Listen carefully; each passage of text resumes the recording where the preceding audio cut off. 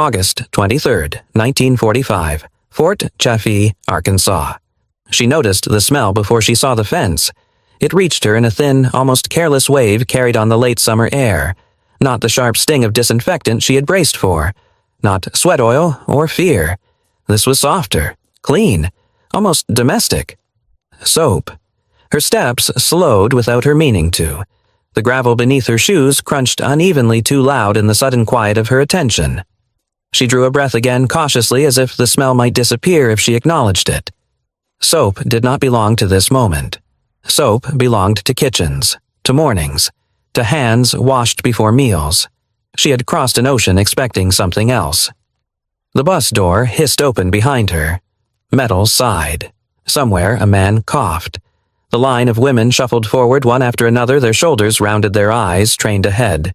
She followed because stopping would draw attention, and attention she had learned was dangerous. The fence appeared only afterward, tall, orderly, stretching farther than she could immediately measure. Barbed wire caught the sun and returned it in small, indifferent flashes.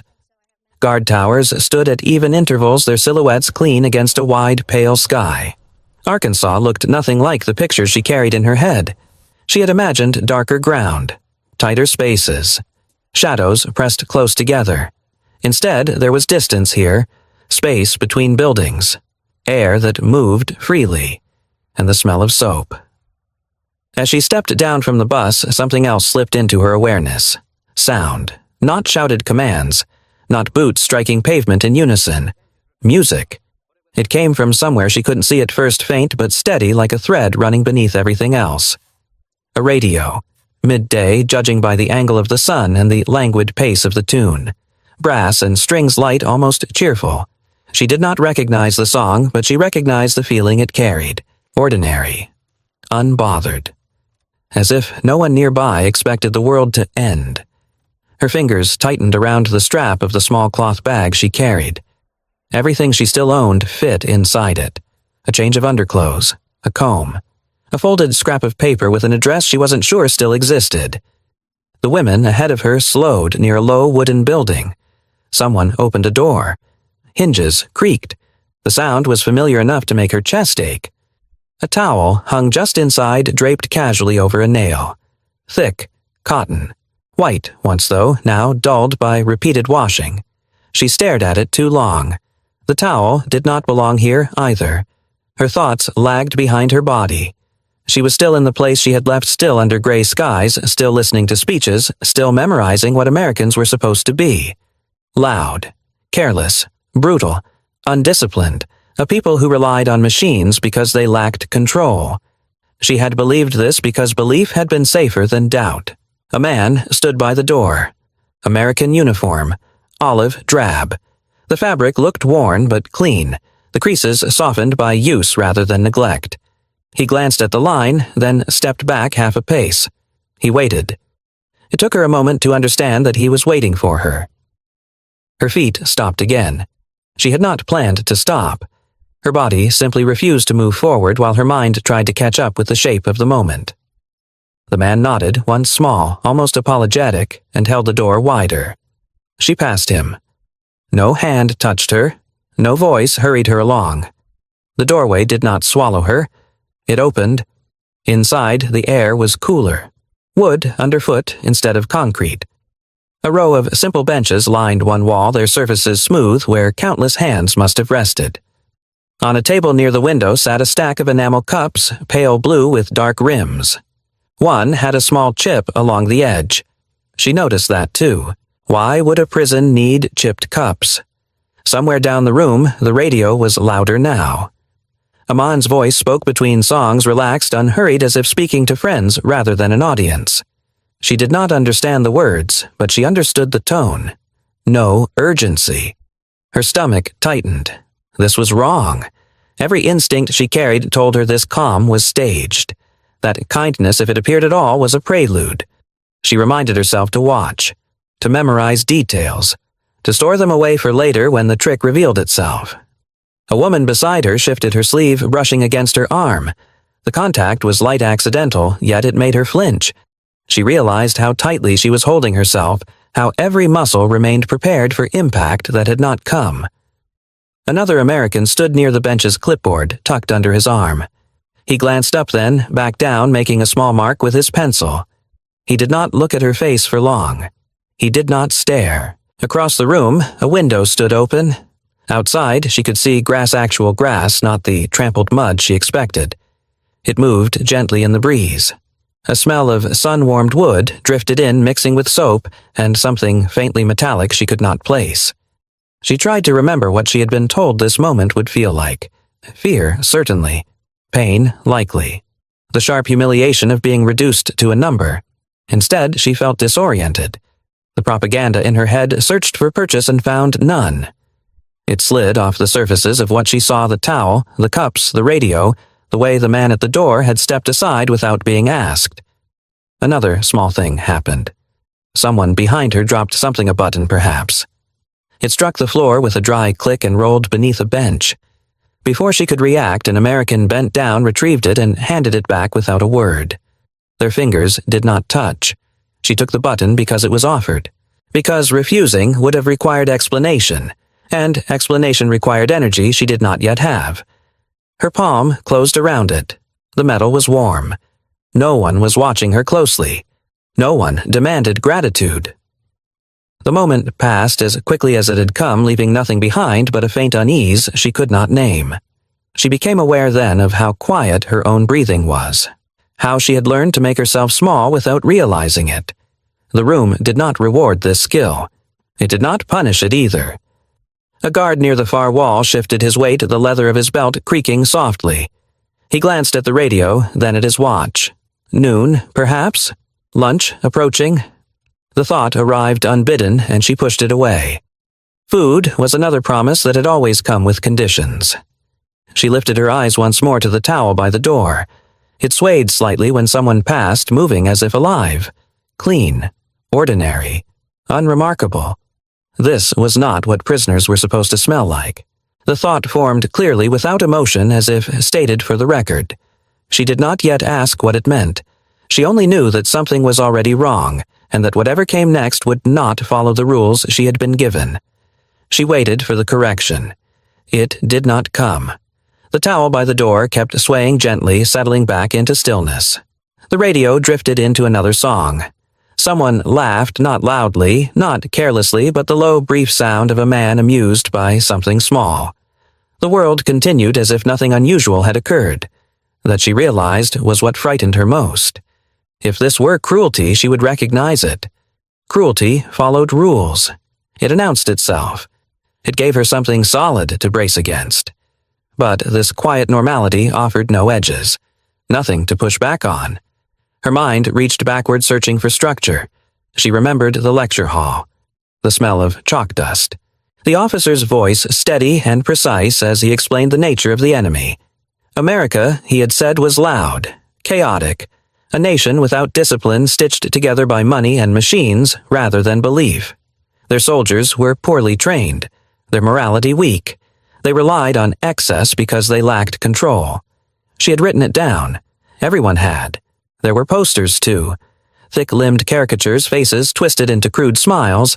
Films that showed American soldiers chewing gum while firing wildly, laughing as they destroyed what others had built.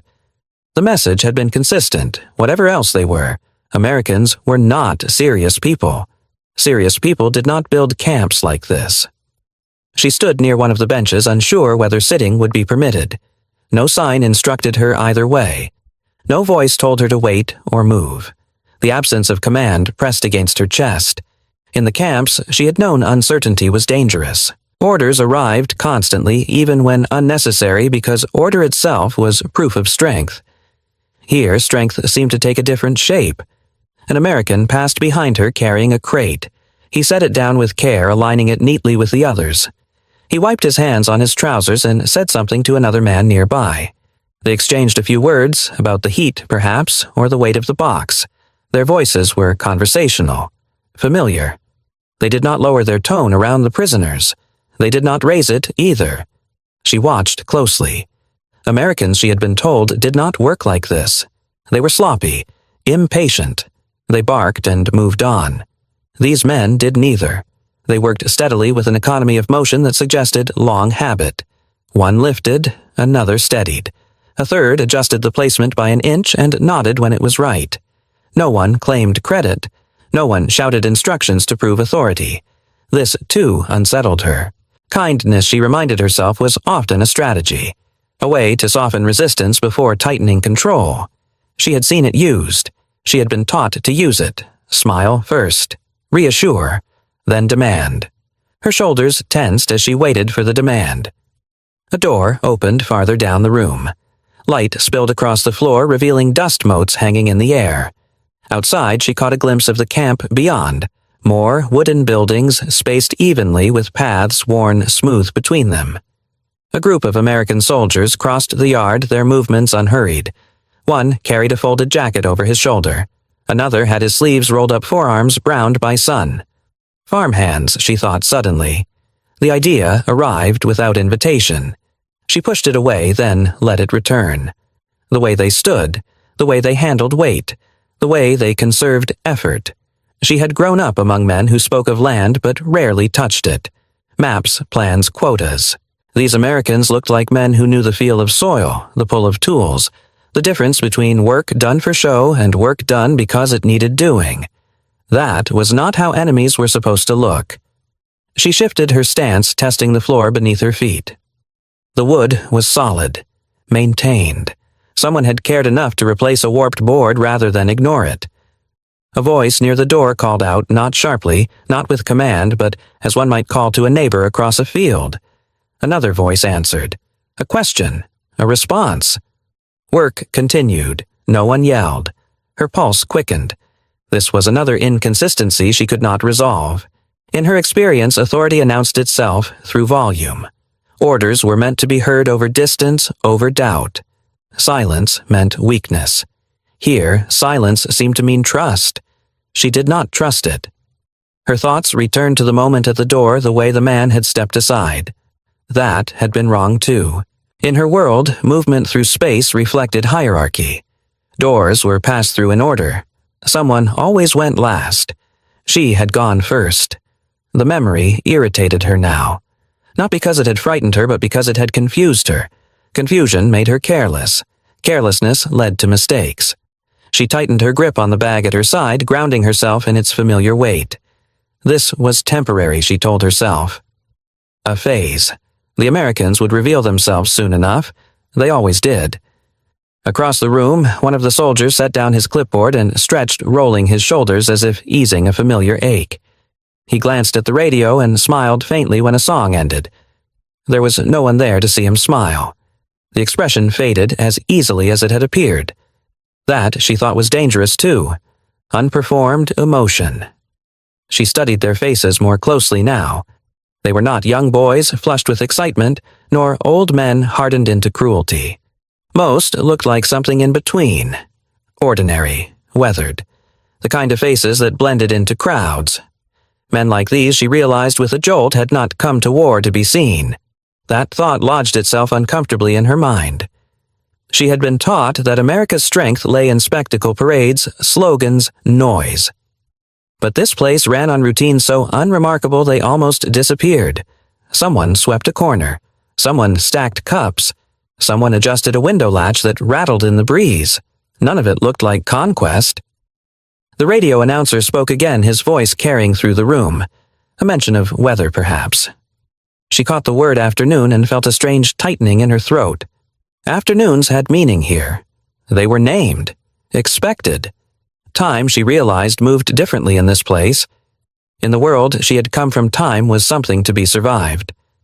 Days blurred together under pressure measured by alarms and orders. Here time seemed planned, lived inside. She did not like that either. Her fear sharpened, taking on a new edge. This was not the fear of immediate harm. This was the fear of erosion, of beliefs wearing thin under the pressure of details too small to fight. She wanted the Americans to shout, to threaten, to restore the story she understood. They did not oblige. A guard approached the benches and gestured, not commanding, merely indicating that they should sit. His hand moved in a smooth arc, inclusive rather than directive. He waited for them to comply, his weight resting evenly on both feet. She sat because everyone else did. The bench was cool beneath her palms. No one corrected her posture. As the women settled, she caught fragments of conversation between the Americans. A mention of a farm back home, a brother working in a factory up north, a town name she did not recognize spoken with casual familiarity. Small towns, she thought, places where people knew each other, where work was shared and noticed. She had been told Americans were individuals to the point of chaos. What she saw instead were people shaped by communities by habits formed long before uniforms. The realization made her uneasy in a way she could not articulate. If this was how they lived, then cruelty would not come easily to them.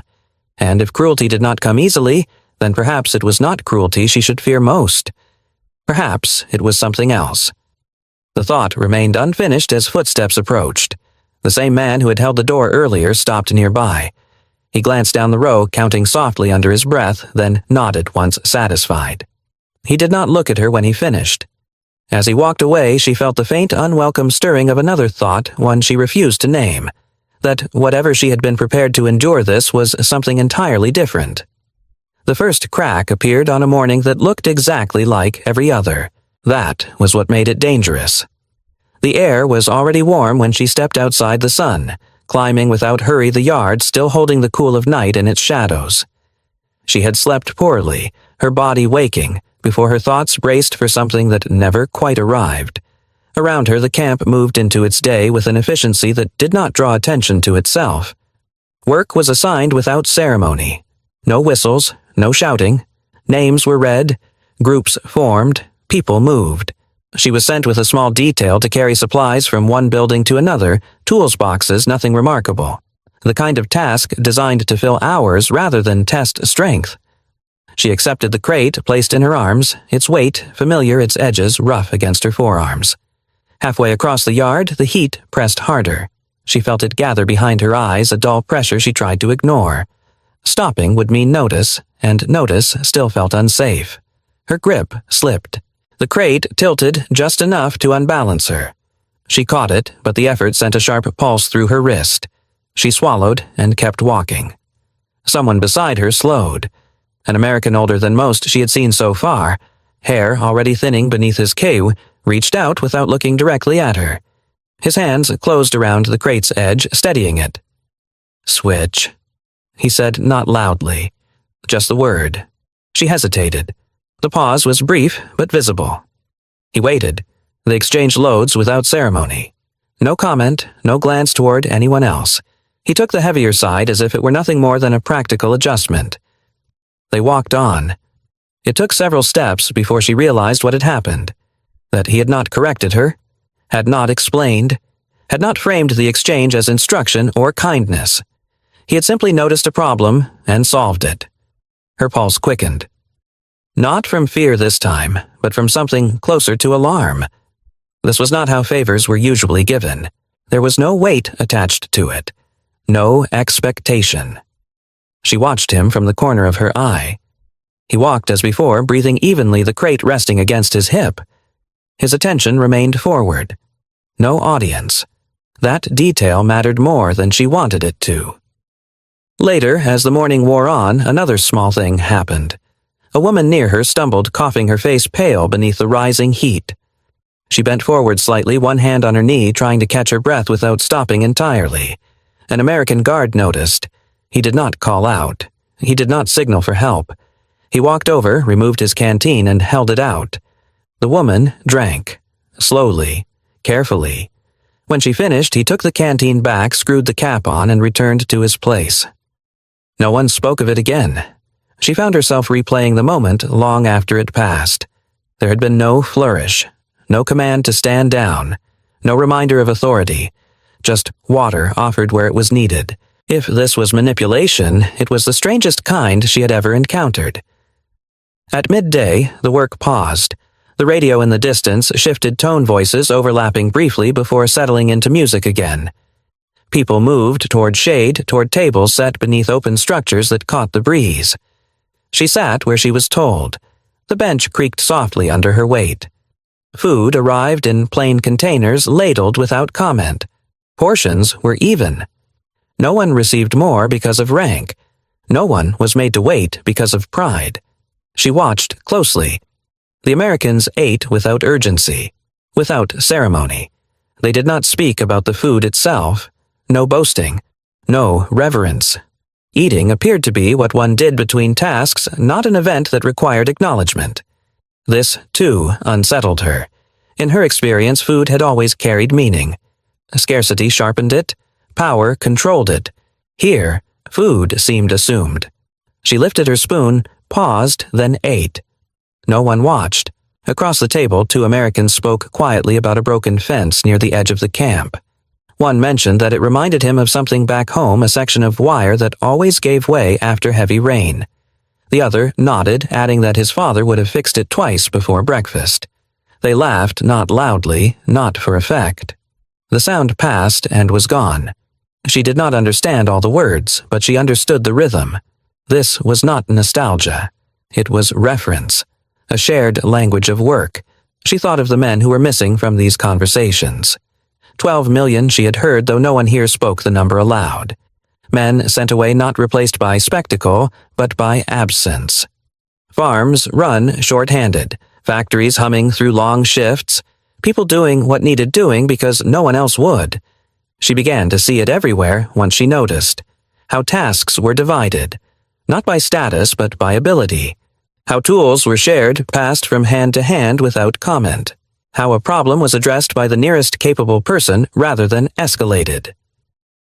In the afternoon, she struggled with a latch on one of the storage doors. The metal caught scraping instead of sliding cleanly into place. She tried again, slower this time, applying pressure where she thought it might help. It did not. An American walked past, then stopped.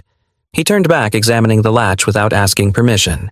He knelt, adjusted something small with his fingers, then tested it. The door closed smoothly. He stood, wiped his hands on his trousers, and continued on his way. She stared at the door for a moment longer than necessary. This was not kindness as she understood it. It was maintenance. No one had thanked him. He had not waited to be thanked. The thought struck her with quiet force. This place did not run on gestures. It ran on habits.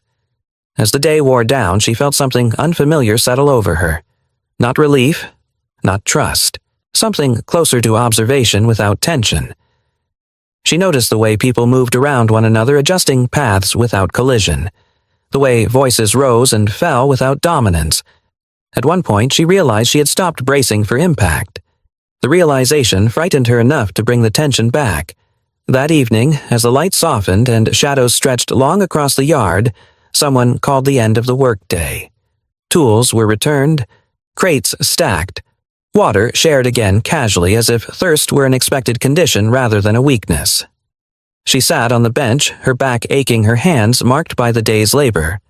Nearby, an American removed his gloves and set them aside. The fabric was worn thin at the fingers. Without looking at her, he pushed them across the bench. "For tomorrow," he said. She stared at the gloves, then at him. "They're too big," she said, surprising herself by speaking at all. He shrugged. Better than nothing. And that was all. He stood and walked away, already focused on something else. She picked up the gloves. They smelled faintly of leather and sweat and something else she could not place. Work, perhaps, or sun. She held them for a long moment, then folded them carefully and placed them in her bag. Not because she had been told to, not because someone might notice, because she did not know what else to do with something that had been given without being offered. That night, lying on her cot, she replayed the day in fragments. The crate, the water, the latch, the gloves. None of it dramatic. None of it memorable in the way danger was memorable.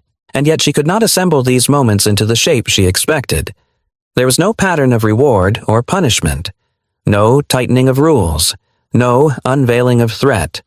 Only people doing what needed to be done. The thought followed her into sleep, unwelcome and persistent. If no one was trying to impress her, then whatever this was, it was real, and she did not yet know what to do with that. It happened on a day that should have passed without distinction. She woke with the weight of the gloves still in her bag, their borrowed usefulness pressing against her thoughts.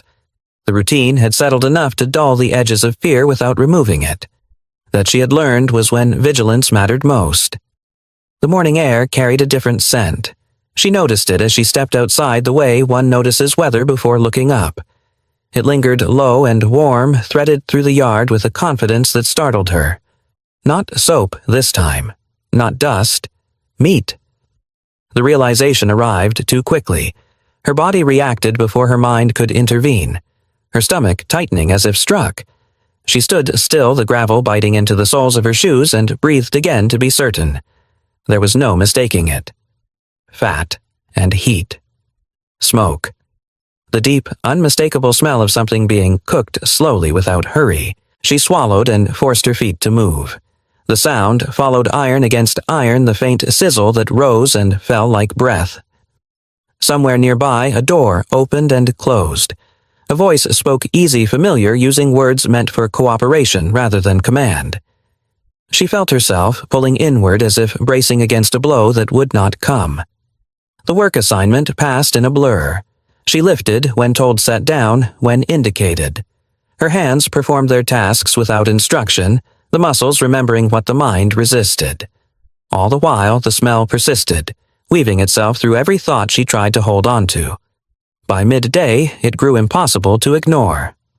The meal area was already active when she arrived. Containers opened, steam lifted, bread appeared, real bread, thick sliced the crust catching light where it had been cut. She stared at it longer than she meant to. The bread did not belong here either. She took her place at the table, her movements careful practiced. The spoon rested in her hand, heavier than it should have felt.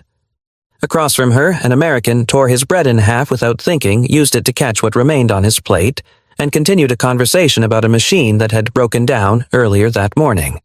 He spoke of it the way one speaks of weather. Inconvenient. Temporary.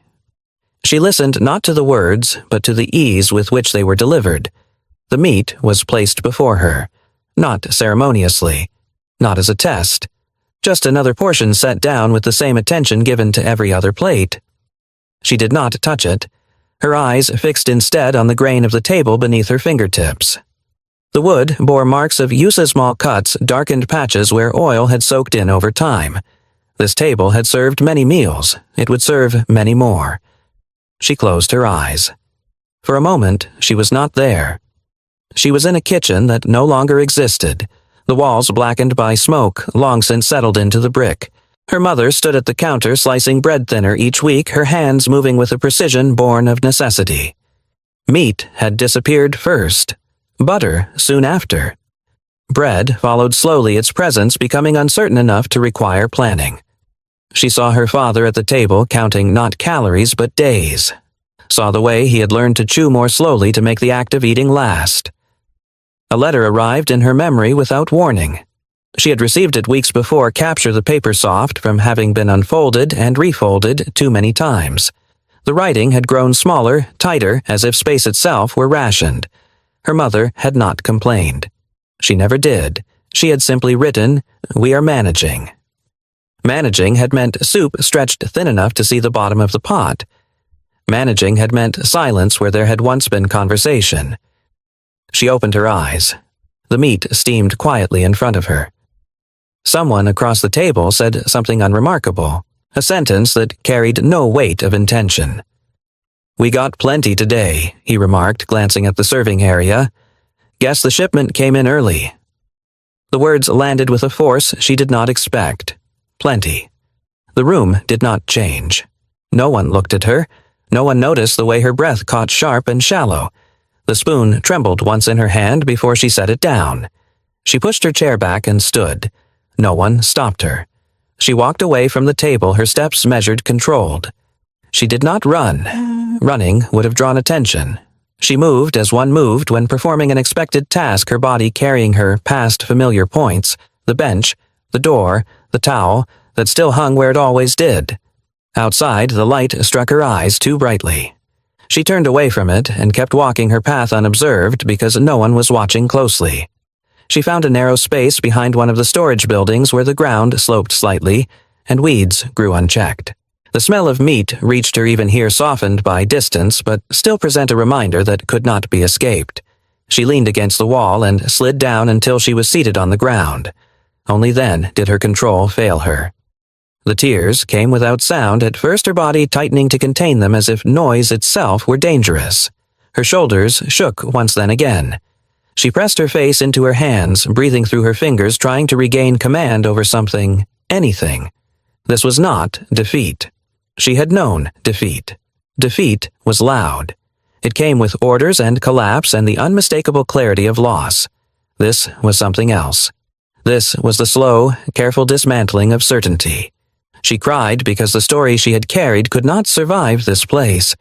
Because the enemy she had been taught to fear did not behave like an enemy at all. Because she was full when she should not have been while those she loved were not. The injustice of it hollowed her out.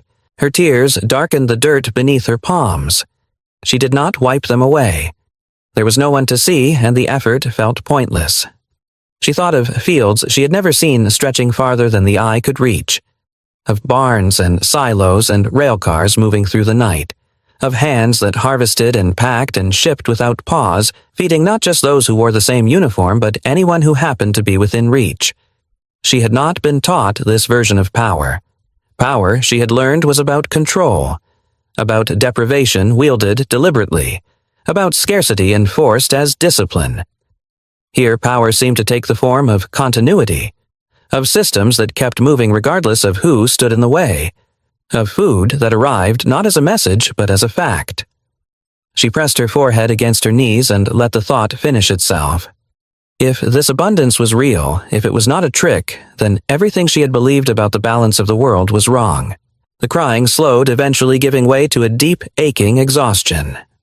She sat there long after the tears had stopped, listening to the distant sounds of the camp continuing without her.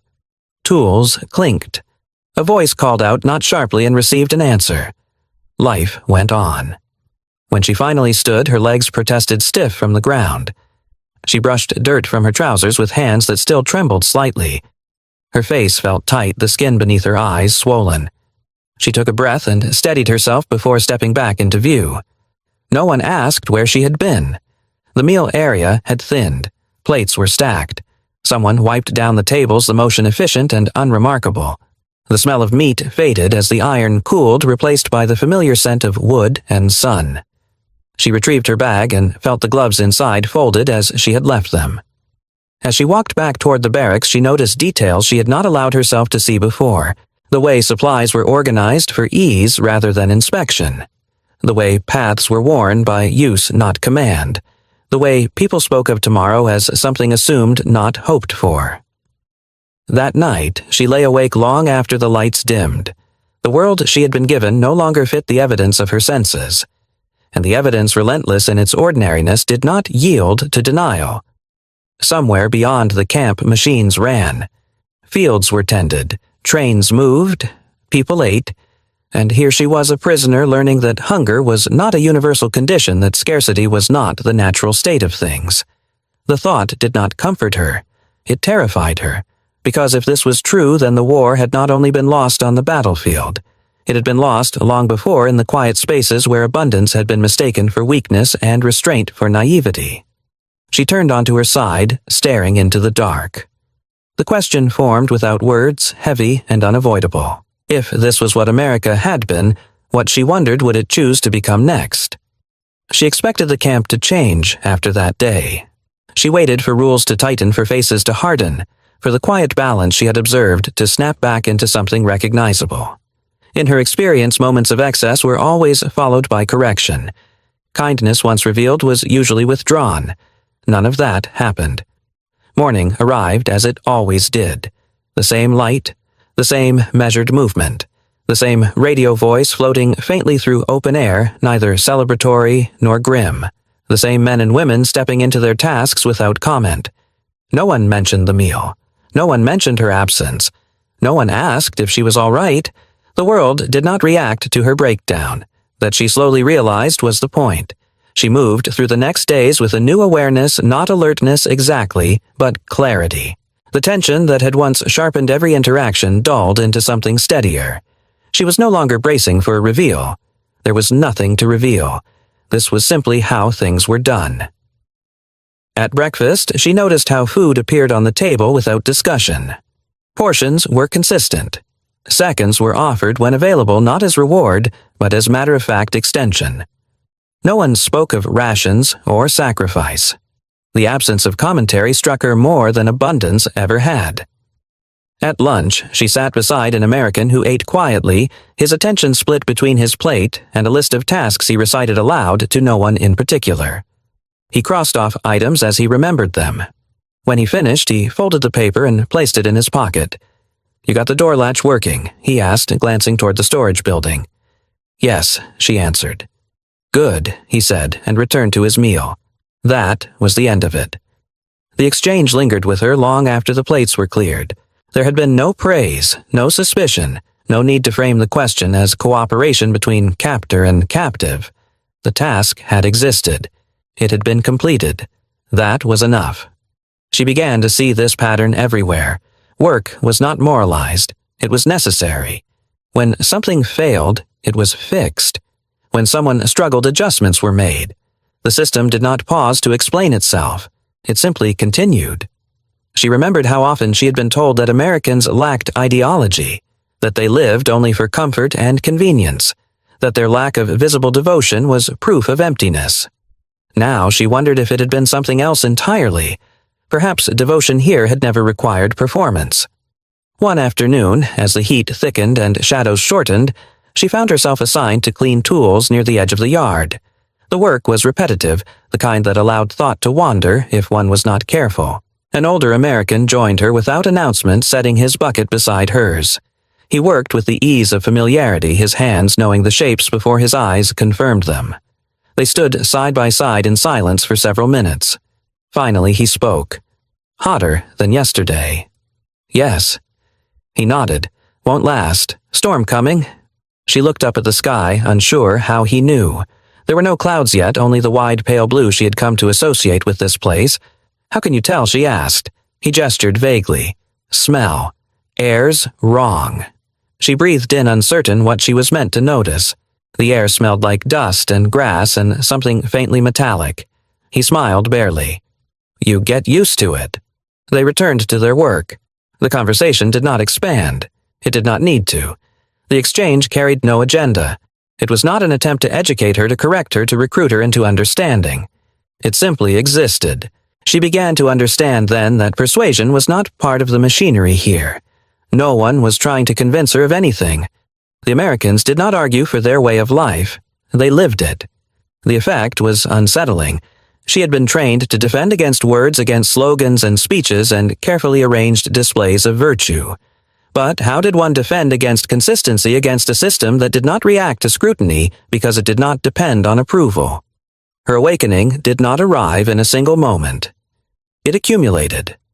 It was there in the way meals appeared on time, regardless of mood. In the way arguments ended, not with dominance, but with resolution. In the way people spoke of tomorrow as something that could be planned for rather than feared. She saw how authority moved through the camp knot from the top down in sharp lines, but outward, diffused through trust. Instructions were given once and followed because there was no reason not to follow them. Power, she realized, did not need to shout here. It did not need to announce itself. It did not need to demand belief. It functioned. That realization carried weight. She thought again of the world she had come from, where belief had been everything and trust nothing. Where obedience was enforced because systems could not survive without constant affirmation. Where stability was simulated through spectacle. Here, stability was quiet. She did not feel herself becoming American. That idea never crossed her mind. There was no surge of loyalty, no swelling emotion that replaced what had been taken from her. What changed was simpler and deeper. She stopped waiting for collapse. One evening, as the sun dropped low and the air cooled enough to draw people outside, she sat on a bench near the barracks. Across the yard, a group of Americans shared a meal, their voices overlapping in a way that suggested familiarity rather than agreement. One of them told a story that ended without a punchline. The others listened anyway. She watched their hands more than their faces. The way one passed bread without asking. The way another refilled a cup that was not his own. This was not generosity as performance. It was habit. The thought struck her with quiet force. Habits were harder to destroy than beliefs. Beliefs could be rewritten. Habits required dismantling an entire way of moving through the world. She understood then why the camp did not feel temporary in the way she had expected. It was not held together by emergency measures or wartime exception. It was an extension of something older, something practiced long before the war demanded it. She thought of the men who were missing, those working fields back home, those lost overseas, those who would never return. The absence had not stopped the system from functioning. Others had stepped in. Women, older men, teenagers. The work continued because it had to. This, she saw now, was the heart of it. Not abundance alone. Not kindness alone. Continuity. The realization did not make her happy. It made her quiet. Late that night, lying awake beneath the thin blanket, she turned the thought over again and again. She had been taught that America was young, undisciplined, morally soft, that it lacked the seriousness required to endure, and yet here it was, enduring without insisting on recognition. She did not love this country. She did not suddenly admire it in the way admiration had once been demanded of her. She understood it. Understanding came without heat or pride. It settled like a weight that could not be ignored. This was what power looked like when it did not need to prove itself. This was what authority became when it trusted its own foundations. And somewhere in that understanding, something else shifted as well. She felt for the first time since her capture not hope but steadiness. The sense that the ground beneath her, however foreign, was real. The camp lights dimmed one by one. Conversations thinned. The radio went quiet. Tomorrow would come. The system would hold, and she would wake inside it, no longer waiting for it to fail. Time did not announce itself. It slipped past in increments too small to mark meals repeating shadows, shifting routines, smoothing their edges through repetition. Days lost their sharp outlines and became something steadier, measured not by surprise but by continuity. She noticed the change one evening when she realized she could no longer remember the exact day she had arrived. The memory was still there intact, but its urgency had faded. The smell of soap, the radio, the towel by the door, those details belonged to a beginning that no longer pressed against her chest. What pressed now was something quieter, familiarity. The camp did not loosen its rules over time. If anything, it grew more precise. Schedules held. Tasks were completed. Mistakes were corrected quickly and without ceremony. Yet the longer she observed, the more she understood that discipline here did not rely on threat. No one shouted to enforce it. When work began late one morning because a truck had not arrived on time, no one panicked. The tasks were rearranged. Tools were put to use elsewhere. The delay did not become a crisis because no one needed it to be one. She watched an American supervisor explain the change with a few brief gestures and fewer words. The group nodded and adjusted. There was no resentment in the movement, no sense of humiliation at being redirected. Order was maintained not through fear, but through trust that the order itself made sense. She thought of other places she had known where authority had been reinforced by constant pressure, where rules multiplied because confidence did not, where obedience had to be displayed again and again lest it be questioned. Here, obedience was almost invisible. She noticed it in the way people lined up without being told, in the way tools were returned to the same place each evening, in the way conversations paused naturally when something required attention, then resumed without irritation. There was no theater to it. One afternoon, because it was extraordinary but because it was not. Years from now, she would struggle to explain it to others. How nothing dramatic had happened, and yet everything had changed. How the memory she carried was not of a single kindness but of a sustained way of being. She would not speak of America as a savior. She would not speak of it as flawless. She would speak of it as stable, as a place where systems mattered more than speeches, where people believed in continuity enough to invest in it daily, where unity did not require uniformity. The thought made her both grateful and sad. Grateful to have seen it. Sad because she knew without knowing why that such versions of countries were fragile, that they depended on habits passed quietly from one generation to the next, that once broken they would be difficult to rebuild. The light faded. The steps cooled beneath her hands. She stood and went inside carrying the knowledge with her not as judgment, not as longing, but as reference. Whatever came next in her life, this would be the measure against which she weighed it. She would remember this America. She left America without ceremony. There were no speeches, no parting gestures meant to linger. The gates opened, names were called, papers were checked. The process unfolded with the same quiet efficiency that had governed everything else. When it was her turn, she stepped forward carrying the same small bag she had arrived with, though it felt heavier now, not with possessions, but with memory. The ship carried her back across the ocean she had crossed in fear. This time, the water did not feel endless. It felt measured, crossable.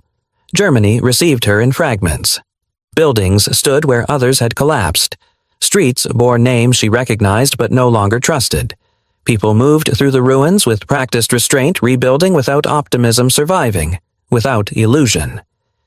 Hunger was not dramatic here. It was constant. It shaped days the way weather once had.